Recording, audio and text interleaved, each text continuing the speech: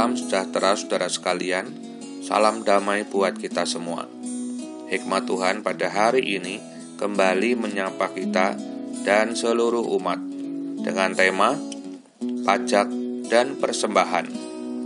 Matius 22 ayat 21. Lalu kata Yesus kepada mereka, berikanlah kepada Kaisar apa yang wajib kamu berikan kepada Kaisar, dan kepada Allah apa yang wajib kamu berikan kepada Allah.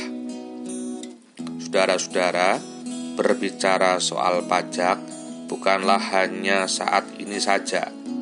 Pemahaman tentang pajak itu sudah ada dari sejak dahulu. Akan tetapi mengapa kerap menjadi persoalan hingga saat ini? Salah satu di antaranya adalah soal pemahaman yang keliru. Sebagai rakyat sering memahami bahwa pajak itu dilihat dan dirasa sebagai beban, sehingga selalu ada kecenderungan untuk menghindar dari yang namanya pajak. Itulah yang terjadi akibat pemahaman yang keliru. Pajak itu sebenarnya bukanlah beban, melainkan sebuah tanggung jawab. Hubungan antara kaisar atau pemerintah dengan rakyatnya tidak lain adalah sebuah tanggung jawab. Ketika rakyat memilih kaisar atau ketika rakyat memilih presiden dan memilih wakil-wakil rakyat lainnya, maka tentu ada sebuah tanggung jawab yang diberikan. Demikian juga kaisar ataupun pemerintah sudah pasti mempunyai tanggung jawab untuk memperhatikan rakyatnya. Itu sebabnya Yesus mengatakan, apa yang wajib kamu berikan kepada Kaisar, lakukanlah itu.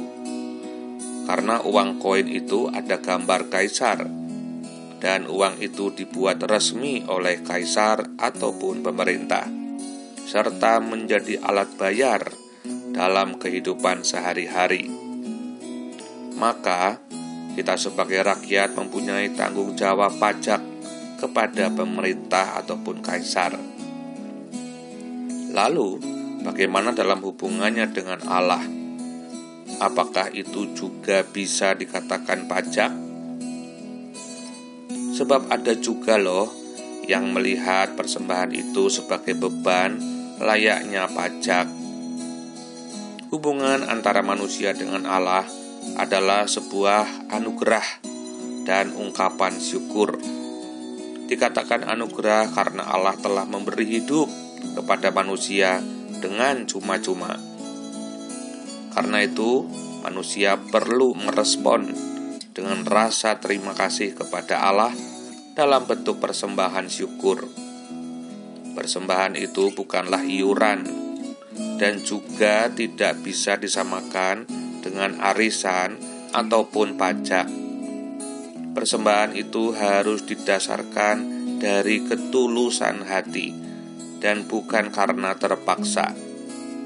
Di dalam persembahan tidak bicara jumlah, tetapi bicara ketulusan dan keikhlasan. Namun, mengapa Yesus mengatakan bahwa itu adalah wajib? Apa yang wajib kamu berikan kepada Allah, lakukanlah itu.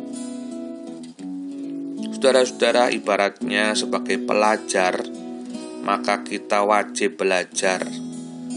Demikian juga manusia sebagai makhluk sosial, tentu wajib untuk berterima kasih.